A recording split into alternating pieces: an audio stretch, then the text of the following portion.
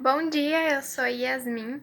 E bom, o nosso trabalho ele foi feito em cima de um artigo escrito por Haroldo Lúcio de Castro e nele são analisadas a absorção e a liberação de energia em forma de calor em processos físico-químicos sob uma perspectiva atômico-molecular. Para isso foram discutidas as definições de sistema e vizinhança, os conceitos de macroscópico e microscópico de temperatura, a percepção de calor como um processo de transferência de energia entre dois objetos com temperaturas diferentes, o equilíbrio térmico entre sistema e vizinhança em experimentos que foram realizados em condições diatérmicas, os conceitos de energia interna de um sistema e de suas constituintes, a variação de temperatura de um sistema e a energia cinética média das partículas, e as variações de energia que estão associadas à ruptura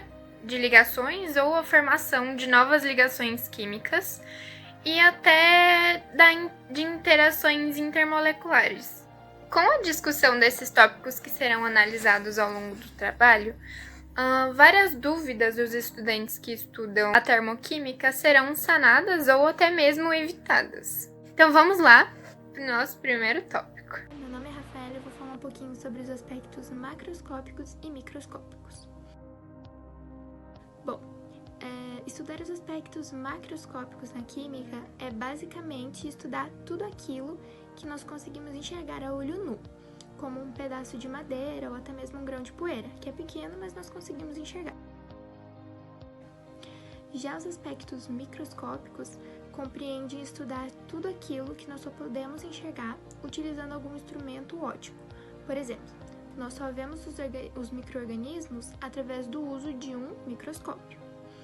Na interpretação de processos endotérmicos e exotérmicos, nós precisamos dos aspectos macroscópicos e microscópicos para entendermos se é ou não possível a troca de calor entre elas e também para entendermos a energia interna de um sistema e de suas constituintes, a energia cinética e a energia potencial das partículas. Os aspectos microscópicos, eles são muito importantes porque eles apresentam exatamente a dinâmica dos processos de transferência de energia. Bem, meu nome é Isabel Zessá, da equipe 2, eu vou falar um pouco sobre a temperatura e sobre a energia interna. Quando os dois corpos eles entram em contato, a temperatura ela vai decidir se ou não vai ocorrer essa transferência de energia, que é no caso o calor. E se caso ocorra, ele também vai decidir a direção que vai ocorrer. Essa transferência ela é chamada de contato diatérmico. Vamos dizer que não ocorra essa transferência, que não precise, e por causa do trabalho, e não precisa, os corpos não precisam de transferência porque eles já são iguais. Eles falam que é um equilíbrio de energia, mas se caso ocorra, que necessita essa transferência de energia, que é no caso o calor, ela vai pro corpo maior para o menor para que eles, o corpo ele vai ir o corpo maior vai para o menor para que eles fiquem no mesmo tanto de calor. Assim eles ficam em equilíbrio. A gente tem que entender que o termo calor ele é utilizado para transferência de energia, mas não como uma forma de energia. Com um ponto de vista microscópico, a temperatura é um sistema que está ligado com a energia cinética e com suas partículas também. E um exemplo que a gente pode dar é com a água e com o gelo, quando elas estão com 0 graus. Daí, assim, elas podem dizer que elas têm energia cinética e elas estão na média. Já ou macroscopicamente, é possível medir a temperatura usando um termômetro, assim possibilita o conhecimento exato da grandeza da física. Um elo interessante que tem sobre esses dois é que um exemplo que a gente pode dar, um elo, que é no caso do termômetro de mercúrio, porque com a temperatura ambiente, pois assim a transferência da energia é inserido a um líquido, né, e a uma temperatura mais elevada. Agora a gente vai falar melhor sobre a energia interna. Ela é de um sistema e da soma de todas as formas de energia que um sistema possui. Ela é da termodinâmica, que normalmente ela é chamada como U ou E, mas normalmente como U. E ela é a soma da energia cinética, que é devido à translação, vibração das partículas e também dos movimentos. E quanto maior for, maior será a energia interna. E ela também é formada com a energia cinética e também com a potencial, mas ela é mais difícil que a cinética, que ela inclui a energia potencial entre as partículas de energia de ligação química entre os átomos da molécula. O artigo cita um experimento no qual um balão com água é colocado sobre a chama. Quando a água chega a 100 graus, começa o processo de vaporização. Com a absorção da energia gerada pelo calor, as ligações de hidrogênio se rompem, e a água, que era líquida, vira gasosa. Neste processo, a energia cinética média é constante, por isso a água e vapor continuam com temperaturas iguais. No processo inverso, chamado de condensação, a energia potencial que antes rompeu as ligações de hidrogênio é liberada, restabelecendo essas mesmas ligações, fazendo que o vapor volte a virar em estado líquido. Oi, eu sou o Pedro da equipe 2, eu vou falar um pouco sobre dissolução exotérmica e endotérmica. Basicamente, ela acontece quando a energia é absorvida para separar as partículas do soluto, que é o processo de dissolução, acontece quando for maior que a energia liberada na solvatação. Nesse caso, o meio externo ele sofre um resfriamento, porque ele vai perder energia para o meio onde ocorre a dissolução. A dissolução exotérmica ela ocorre quando a energia absorvida para separar as partículas do soluto, que também é dissolução, ela for menor que a energia liberada, né? E neste caso acontece a liberação de energia para o meio externo, e daí aquecendo o meio externo, não o interno como ocorre na endotérmica. E um exemplo é a dissolução do hidróxido de sódio na água, que ele aquece o recipiente da dissolução e, sendo assim, não é um processo de dissolução exotérmico. E aqui eu vou apresentar para vocês o exemplo da dissolução do sulfato de potássio num becker contendo água, como está mostrando aqui. E esse experimento ele foi realizado em condições diatérmicas, que é onde é possível a troca de calor por vizinhos e vizinhança.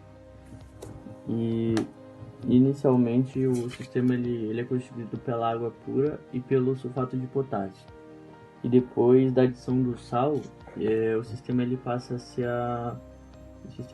ser a solução resultante do sulfato de potássio. E nos instantes iniciais dá para notar também uma diminuição da temperatura do sistema. E ele deve estar ligado com a diminuição da energia cinética média das partículas constituintes. E como a energia total ela deve ser conservada, pode-se afirmar também que há um aumento da energia potencial do próprio sistema. E essa dissolução ela envolve dois processos endotérmicos e um exotérmico. E onde assim, eu vou explicar daí onde estão esses dois processos endotérmicos e o exotérmico. Os dois endotérmicos eles são relacionados à ruptura das ligações iônicas no sulfato de potássio sólido, como ele está aqui, e também das ligações de hidrogênio na água líquida, né? E o processo exotérmico ele é a formação das interações íon-dipolo do sulfato de potássio, mas daí na forma aquosa dele, que é essa daqui.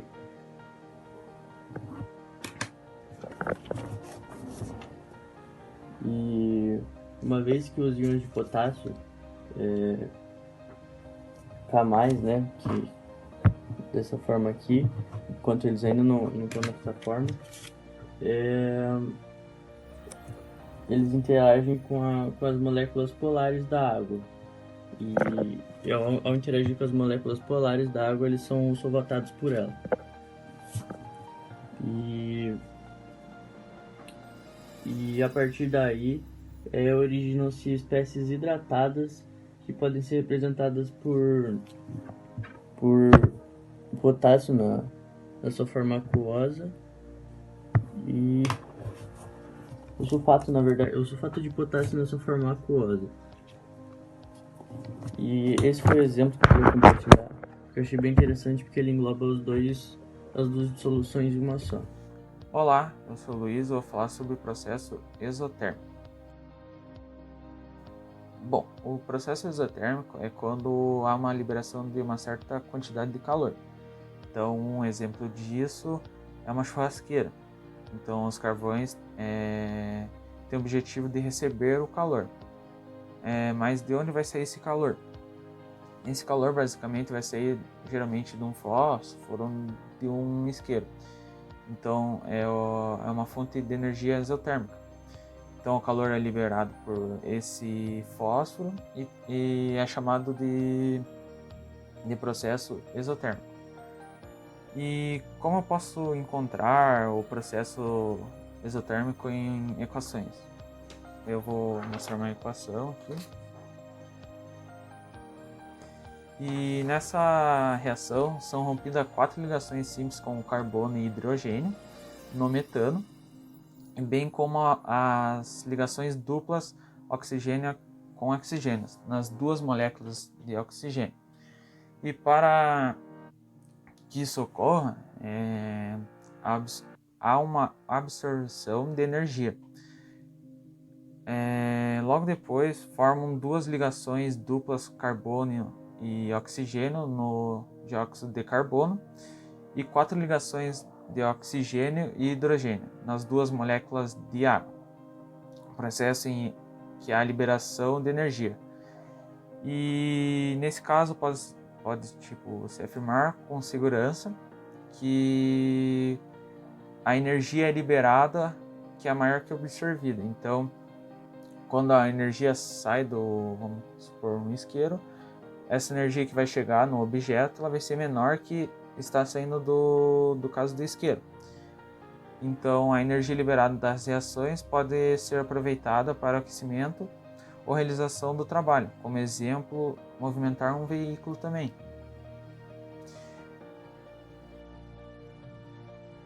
Conclusão.